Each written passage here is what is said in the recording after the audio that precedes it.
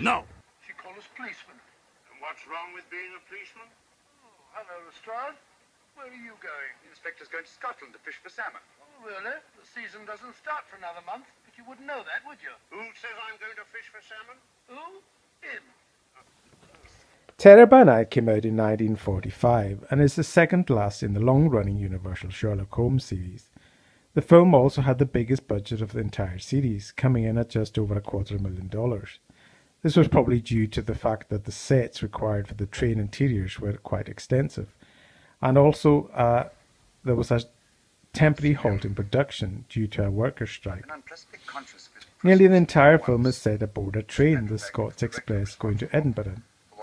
On board are Holmes and Watson, who have been hired by Lady Margaret Carstairs to guard her infamous jewel, the Star of Rhodesia, with its bloody and violent history. After a failed attempt has already been made to steal the diamond in London, Holmes is convinced another will be made on the journey north. On board for the sixth and final time in the series is series regular Inspector Lestrade, played wonderfully by Dennis Howie.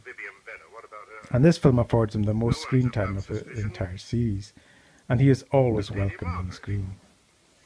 Terror by Night is a fun and very entertaining late entry in the successful series, which has a pleasing plethora of red herrings, poison dart guns, intrigue, murder and action.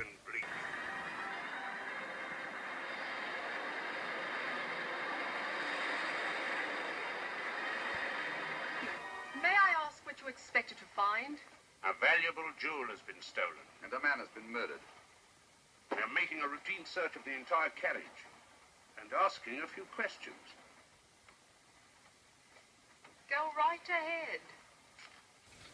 After Holmes is secretly warned to drop the case in a sinister note left for him at the dining car, murder is soon afoot, or should that be aboard, as Lady Cartier's son is found dead in his compartment, and the Star of Rhodesia stolen.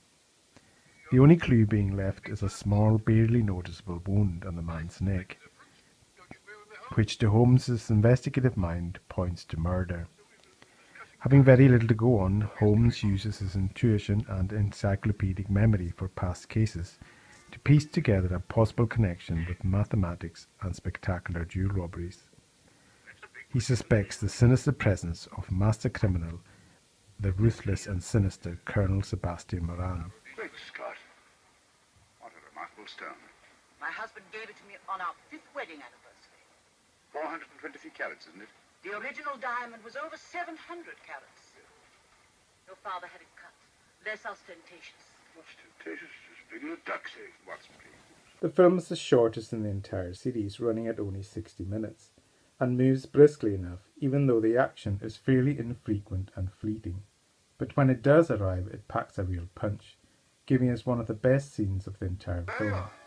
Holmes is battling for his life with a henchman, and ends up on the outside of the speeding train, clinging on for dear life.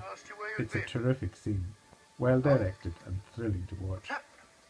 With a rather undeveloped plot, there is very little mystery here for Holmes to solve, and this means quite a few filler scenes are created to make up the running time. But these are amusing and nicely weaved into the natural fabric of the movie, even though they don't particularly add that much to the plot. Watson is at his bungling and inept peak in this film, and his comedic skills are put to good use interrogating the passengers, or should that be suspects, as everyone seems to be one. Even Watson himself at one stage, when he has the tables turned on him in spectacular fashion by an irate suspect.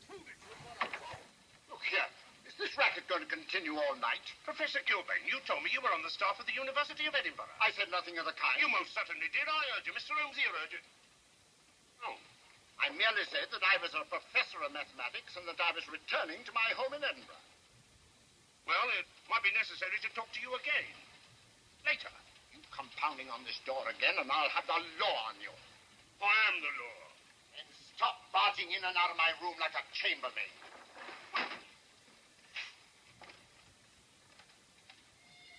Where is everybody?